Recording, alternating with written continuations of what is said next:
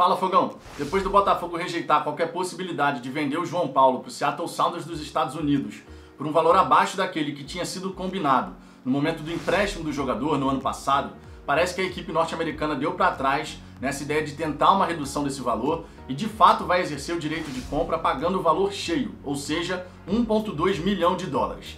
Já vou comentar em detalhes esse caso para vocês.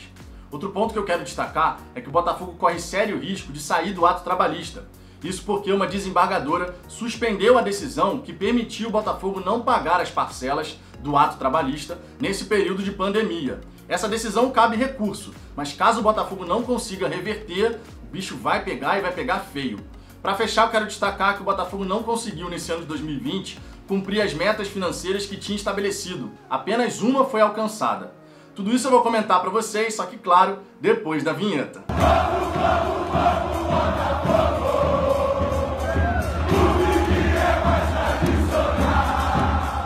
Vamos lá, Fogão, antes de mais nada, alguns pedidos. Se você gostar desse vídeo, eu peço por gentileza que você deixe o seu like e se inscreva no canal se ainda não for inscrito, para que a gente possa alcançar a marca de 4.000 inscritos. Se você puder fazer parte desse crescimento, eu vou ficar eternamente agradecido. O primeiro ponto que eu quero destacar para vocês aqui nesse vídeo é justamente essa situação do ato trabalhista.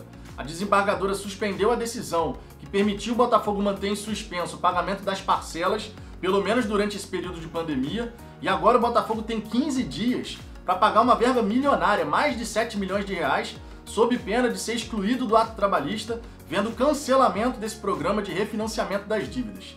Eu nem preciso dizer aqui o quão fundamental é para a sobrevivência do Botafogo, para operacionalizar o clube, a manutenção do ato trabalhista. Se a gente pegar aqui 2014, ano que o Botafogo foi excluído do ato trabalhista, a gente lembra o caos que foi. O Botafogo chegou a ter 8 meses de salário atrasado com os jogadores. E, logicamente, a manutenção do ato trabalhista é extremamente fundamental para que o Botafogo não viva esse momento de caos novamente. É lógico que a situação financeira do Botafogo já é de caos. Então você imagina se a gente não estiver no ato trabalhista. Cabe recurso dessa decisão, sinceramente eu considero uma decisão absurda, tá, dessa desembargadora, enfim, a justiça decidiu dessa maneira, mas cabe recurso e o Botafogo de fato vai entrar com esse recurso, vai tentar reverter essa decisão. Mas é muito importante que o Botafogo, através do Durcésio Melo, já que esse problema passa a ser do novo presidente, a gente está em dezembro, ele assume em 1º de janeiro, é bom que ele já tenha um plano para poder tentar reverter essa situação. Porque caso seja definido que essa decisão da desembargadora vai permanecer, a gente tem que ter o plano B. Não dá para ficar contando que o recurso de fato vai ser aceito, o Botafogo vai poder continuar deixando em aberto essas parcelas, já que a gente continua no período de pandemia, a gente tem que ter o plano B. Então é muito importante que a futura diretoria, com o Durcésio Melo, com o Vinícius Assunção e os demais membros que vão fazer parte dessa diretoria, pensem no plano B. Temos que estar preparados para a possibilidade dessa decisão, desse recurso não nos ser favorável. Então isso é muito importante, isso se chama planejamento. A gente não contava com essa decisão da desembargadora, logicamente agora a gente tem que correr atrás do prejuízo, mas não podemos ficar ali de braços cruzados achando que o recurso do Botafogo vai ser aceito.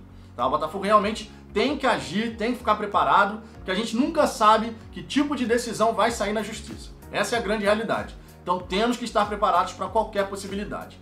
Outro ponto que eu quero destacar aqui é justamente essa situação do João Paulo. O Seattle Sounders dos Estados Unidos gostou do jogador, o João Paulo acabou de ser vice-campeão com eles da MLS, que é a primeira divisão nacional lá nos Estados Unidos, e logicamente eles querem manter o atleta. Chegaram a abrir negociações com o próprio João Paulo para poder manter o jogador por mais 2 anos, mas não estavam dispostos a pagar o valor que tinha sido acordado no contrato de empréstimo com o Botafogo. Eles queriam reduzir essa pedida de 1,2 milhão de dólares para um valor bem inferior a esse. A alegação do Seattle Sounders para justificar esse pedido para uma negociação com valor inferior foi em virtude da pandemia, dizendo que a pandemia afetou os cofres do clube e tudo mais. Logicamente, o Seattle Sounders sabe qual é a situação do Botafogo financeiramente falando e sabe qual é a necessidade do clube de arrecadar, de conseguir esse dinheiro. Mas ainda bem, o Botafogo fincou o pé e não vai vender o João Paulo por valor inferior ao que tinha sido acordado em contrato. Essa é uma postura correta. Aquilo que foi acordado no ano passado,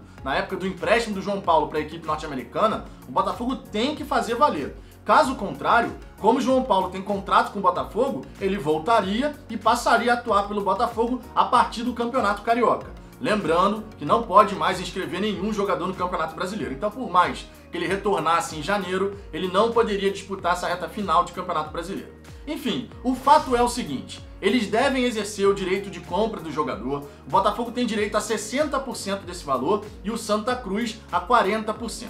Isso significa dizer, na prática, que o Botafogo deve receber em torno de 3,6 milhões de reais. É um valor considerável, cerca de 720 mil dólares desse 1,2 milhão que o Seattle Sounders vai pagar, e o Botafogo tem que fazer bom uso desse dinheiro, logicamente, se esse dinheiro não for penhorado. É bem possível que já tenha gente de olho nessa grana para penhorar e conseguir receber alguma coisa. O Botafogo é cheio de credor e a gente sabe muito bem como é que funciona quando cai alguma coisa na conta do Botafogo. Que o João Paulo tenha sucesso nos Estados Unidos, ele queria permanecer por lá, respeita muito a camisa do Botafogo, a gente não pode ficar chateado do jogador querer permanecer por lá, ele obviamente tem uma estrutura bacana, uma qualidade de vida bacana por lá, e ele quer o melhor para a família dele, então que ele tenha sucesso lá, e quem sabe um dia o João Paulo não volte para o Botafogo para poder vestir mais uma vez a nossa camisa. Me arrisco a dizer que foi um dos poucos jogadores naquela temporada de 2017, onde na reta final do Campeonato Brasileiro vários jogadores não queriam nada com nada, me arrisco a dizer que o João Paulo foi um dos poucos que honrou a nossa camisa até o minuto final. Para fechar, eu quero destacar aqui para vocês justamente a situação das metas financeiras que o Botafogo não conseguiu alcançar nessa temporada de 2020. A única meta financeira que o Botafogo conseguiu alcançar foi justamente chegar nas oitavas de final da Copa do Brasil e arrecadar em premiação, na competição, 8,5 milhões de reais. De resto, todas as metas ficaram muito distantes. Uma meta que, por exemplo, terminar no G6 do Campeonato Brasileiro, o Botafogo previa arrecadar pelo menos 23 milhões e meio de reais.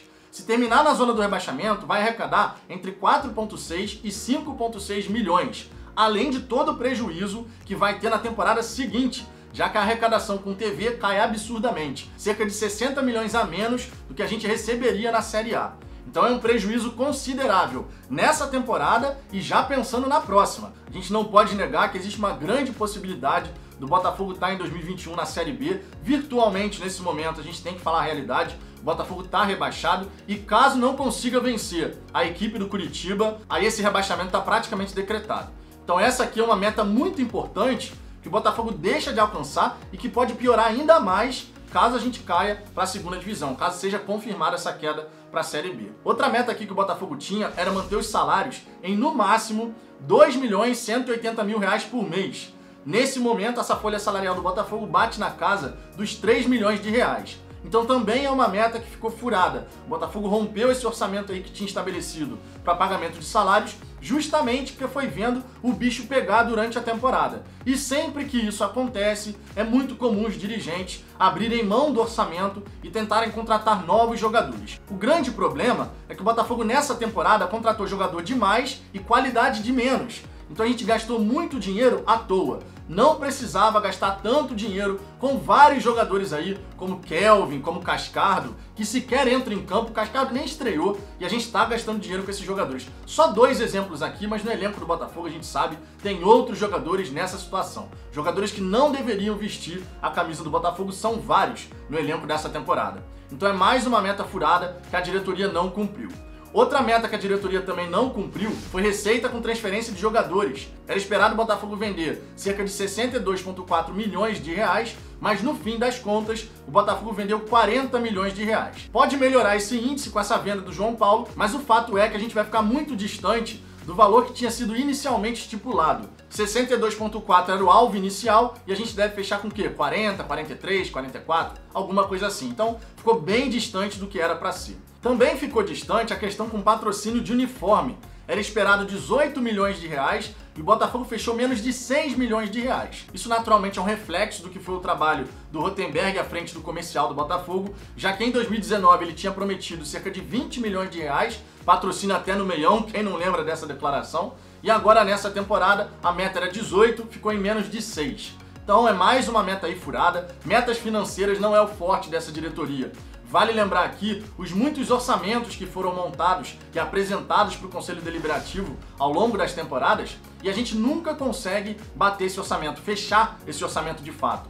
Sempre tem alguma coisa nos orçamentos planejados pela diretoria do Botafogo que não batem. Tudo bem que nessa temporada a gente teve a pandemia aí no meio do caminho, tem essa questão que influencia, logicamente, em você fechar novos contratos, conseguir mais dinheiro, mas não dá pra gente negar que ano a ano a gente viu a diretoria do Botafogo estipular algumas metas que não tinham como serem alcançadas. Essa é a grande realidade. E o mais impressionante é que o erro continuava acontecendo. Sempre que montava e planejava um orçamento para a temporada seguinte, colocava-se lá as metas financeiras completamente fora da realidade e sempre o Botafogo ficando muito abaixo do que era para ficar. Isso é prática comum no Botafogo, todo mundo sabe disso, mas parece que lá internamente nada muda. Enfim, ficamos muito aquém na parte financeira, muito aquém na parte esportiva e o Botafogo, infelizmente, pode ter um 2021 ainda mais difícil e complicado do que foi 2020. Se o rebaixamento para a Série B for confirmado, esse, infelizmente, é o futuro do Botafogo. Um futuro muito difícil, com menos dinheiro, menos possibilidades da gente conseguir ser competitivo para poder brigar com as principais equipes do país. É uma pena, esse, infelizmente, é o retrato do Botafogo na atualidade.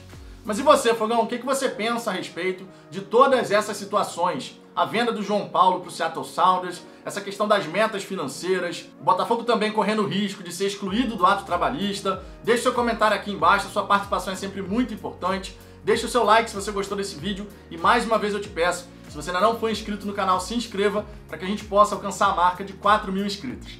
Eu aguardo vocês no próximo vídeo.